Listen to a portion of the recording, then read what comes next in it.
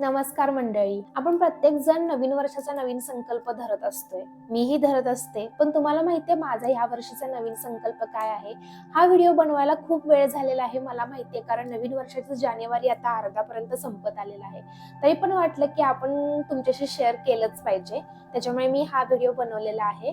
आपण नेहमी म्हणतो की या नवीन वर्षामध्ये आपण असं करू तसं करू, आपण खूप पैसे कमवू, आपण नवीन एखादं ध्येय ठरवू, आपण एखादी एक्झाम क्रॅक करू, अशा खूप साऱ्या गोष्टी ठरवत असतो. तसं माझं एक ध्येय मी यावर्षी ठरवलेलं आहे की मला स्वतःमधलं एक बेस्ट व्हर्जन तयार करायचं आणि ते तुमच्या समोर आणायचं आहे. तर मी माझा हा संकल्प पूर्ण करणारच आहे, कारण मी माझ्या मनातून खूप पॉझिटिव्ह आहे ह्याबद्दल आणि मला माहिती मी ते करणारच आहे. कारण तुम्हाला मी लास्ट एका व्हिडिओमध्ये पण सांगितलेले आहे की जे आपण बोलतो तेच आपण अट्रॅक्ट करत असतो. तर 2024चा माझा नवीन संकल्प बिकमिंग युअर बेस्ट सेल्फ, म्हणजे स्वतःचं एक बेस्ट व्हर्जन आपल्याला डेव्हलप करून ते बाहेर आणायचं आहे. तर चला मंडळी, मी तुम्हाला पण शेअर करते की त्याच्यासाठी आपल्याला काय काय पायऱ्या चढायच्या आहेत आणि त्याच्यासाठी आपल्याला काय तयारी करायची आहे. तर मंडळी, स्वतःचा सेल्फ आणि स्वतःचं एक बेस्ट व्हर्जन शोधून काढण्यासाठी ज्या पायऱ्या चढायच्या आहेत त्याच्यातली पहिली पायरी आहे की कृतज्ञतेचा वापर करा. आपण काय करत असतो माहितीये, लाईफ जगत असताना फक्त आपण टीका करत असतो की माझ्याकडे हे नाहीये, माझ्याकडे ते नाहीये, माझ्यासोबत असंच झालं, माझ्यासोबत तसंच झालं. पण मंडळी, याच्यासोबत आपल्या लाईफमध्ये काय काय चांगलं घडतं, आपल्याजवळ जे काय काही चांगलं येतं त्याच्यावर आपण कधी फोकस करतो का? तर लॉ ऑफ अट्रॅक्शन नुसार तुम्हाला माहितीये, आपण जर टीकांवर जास्त फोकस केला तर आपल्या आयुष्यामध्ये टीकांचं स्थान जास्त वाढणार आहे आणि आपण आपल्याकडे असणाऱ्या चांगल्या गोष्टींवर जर फोकस केलं तर त्यांचं प्रमाण नक्कीच वाढणार आहे. कृतज्ञ माणसं ती असतात जे आपल्यावर केलेल्या उपकारांची जाण ठेवतात, आणि कृतज्ञ म्हणजे काय, केलेल्या उपकारांची जाण कधीच ठेवत नसतात. तर आपल्याला आपल्या डे टू डे लाईफमध्ये कृतज्ञतेचा वापर करायचा आहे, म्हणजेच ग्रॅटिट्यूड. मी रात्री झोपताना अंथरुणामध्ये असताना स्वतःला म्हणायचे की माझ्याकडे सगळं काही आहे आणि जे आहे ते मला खूप आवडतं. मी म्हणायचे की देवा, आज माझ्या डोक्याच्या वर एक आसरा आहे, मी पोट भरून जेवले, मी शुद्ध पाणी पिते, मी छान नीटनेटके कपडे घालतीये आणि मला काळजी घेण्यासाठी ज्या ज्या गोष्टी आहेत त्या माझ्याजवळ आहेत आणि त्याच्यासाठी मी कृतज्ञ आहे म्हणून. आणि त्याच्यामुळे मला छान वाटायचं आणि मला थोड्या वेळाने झोप सुद्धा यायची. आणि बरं का मंडळी, तुम्ही जर तुमचे आशीर्वाद मोजलात तर आशीर्वादच वाढणार आहे. आणि विश्वातील आश्चर्यकारक गोष्टी आपल्याकडे खेचून घ्यायच्या असतील तर लॉ ऑफ अट्रॅक्शन नुसार आपल्याला हे सगळं वापरावंच लागेल. जितकी जास्त कृतज्ञता व्यक्त कराल तितक्या चांगल्या गोष्टी आपल्याजवळ नक्कीच येतील. आयुष्यातील चांगल्या गोष्टीवर लक्ष केंद्रित करणं आणि त्यांच्याबद्दल कृतज्ञता व्यक्त करणं, ह्या सगळ्या गोष्टी आपल्या आयुष्यामध्ये एक चांगली पॉझिटिव्हिटी सुद्धा घेऊन येऊ शकतात. मग मला सांगा, आपण पॉझिटिव्ह सुद्धा राहतोय, आपण चांगल्या गोष्टींसाठी कृतज्ञता व्यक्त करतोय, तर मग आपल्या अंगातलं एक बेस्ट व्हर्जन नक्कीच समोर येईल ना? नक्कीच येईल. मंडळी, सिंपल गोष्ट आहे. आपल्याकडे एखादी जर चांगली गोष्ट आहे आणि आपण तिचं मनापासून कौतुक करतोय ना, तर ती गोष्ट उत्तरोत्तर वाढत जाते आणि आपल्याला चांगल्या संधी सुद्धा मिळत जातात. आणि हे एक मिरॅकल आहे आणि मिरॅकल ऑलवेज हॅपन्स. तुम्ही विश्वास ठेवला पाहिजे की आपल्या बरोबर चांगलंच घडणार आहे आणि ते घडणार सुद्धा. त्यासाठी तुम्ही कृतज्ञतेचा वापर करा. आपली जेव्हा एखादी व्यक्ती मदत करते तर तिला थँकफुल व्हा. तिला म्हणा की तू जी माझी मदत केलीस त्याच्याबद्दल मी खूपच कृतज्ञ आहे. तुम्ही असं बोलल्यानंतर ती व्यक्ती सुद्धा समाधानी होईल आणि पुन्हा तुमची मदत करण्यासाठी ती कधीही मागे जाणार नाही.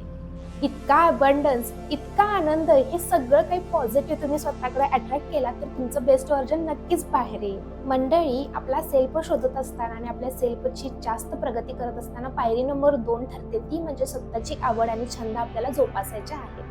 आपण काय करतो, रोजमर्याची लाईफ आपण जगत असतो, पण आपण कधी लक्ष देत नाही की आपली आवड आणि आपले छंद काय आहेत. आता जरी एखाद्या व्यक्तीला जाता जाता विचारलं की बाबा तुझं छंद काय आहे, तर त्याला विचार करावा लागतो, अरे माझे छंद कुठले आहेत? मग मंडळी, हे असं होता कामा नाही.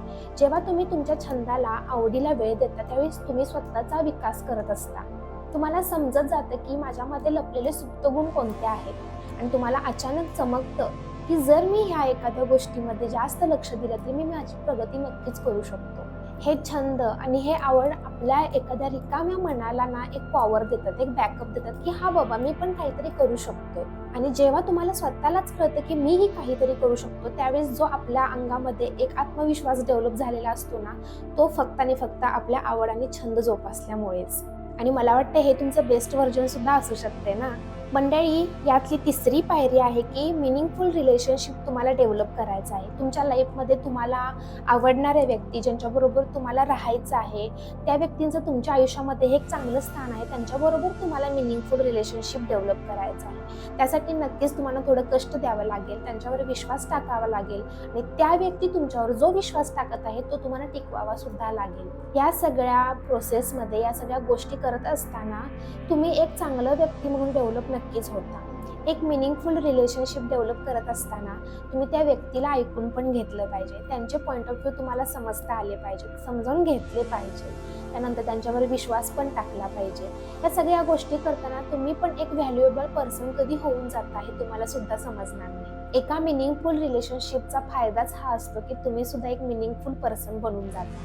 त्यामुळे स्वतःचा सेल्फ जेव्हा सुधरत असाल त्यावेळेस प्रत्येक नात्यामध्ये थोडं इन्व्हेस्टमेंट करा आणि एक चांगला माणूस बनण्याची ही संधी कधीही सोडू नका. पायरी नंबर 4 आहे आपलं कल्याण आणि आपलं आरोग्य, याला तुम्ही प्रायोरिटी दिली पाहिजे.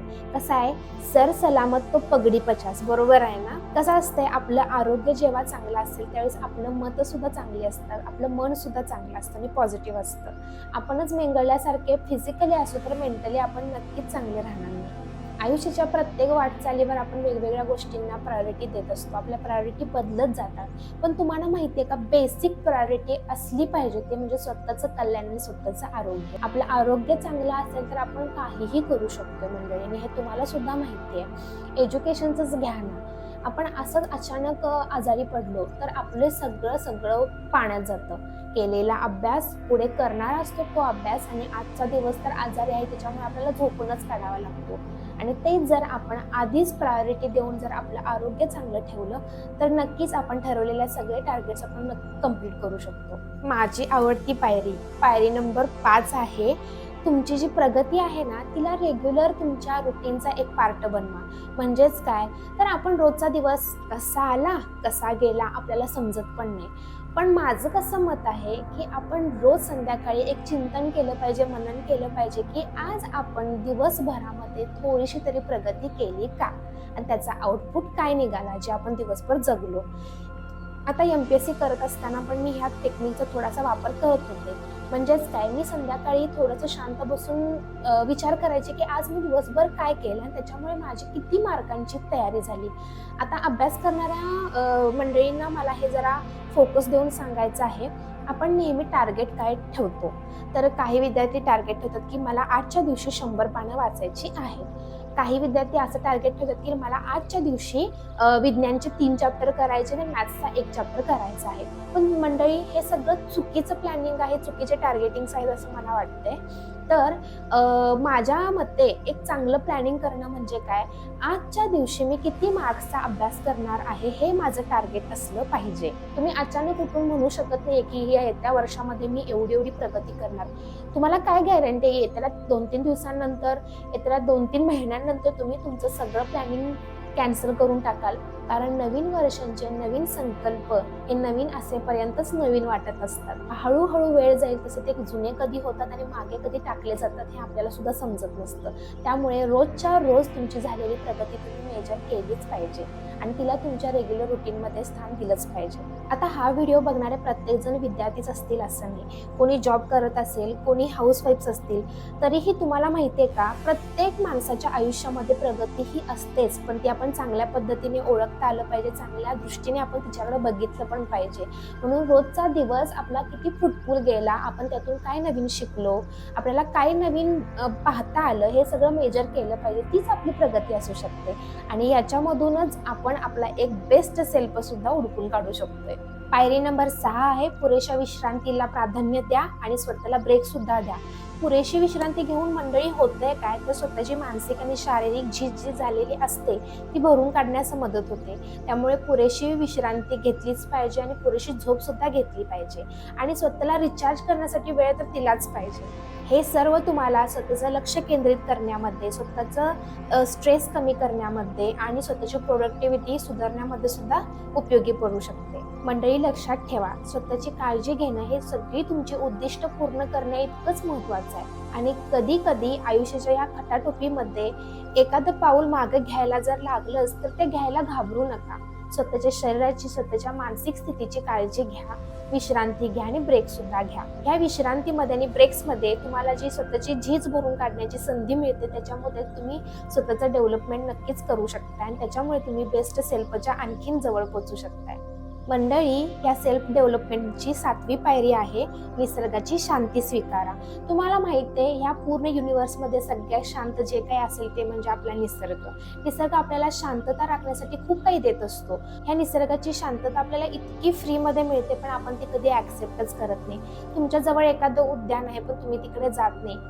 पण दिवसभर सुट्टीच्या दिवशी घरी बसून मोबाईल वापरणे तुम्ही प्रेफर करताय, मग हे चुकीचं आहे ना.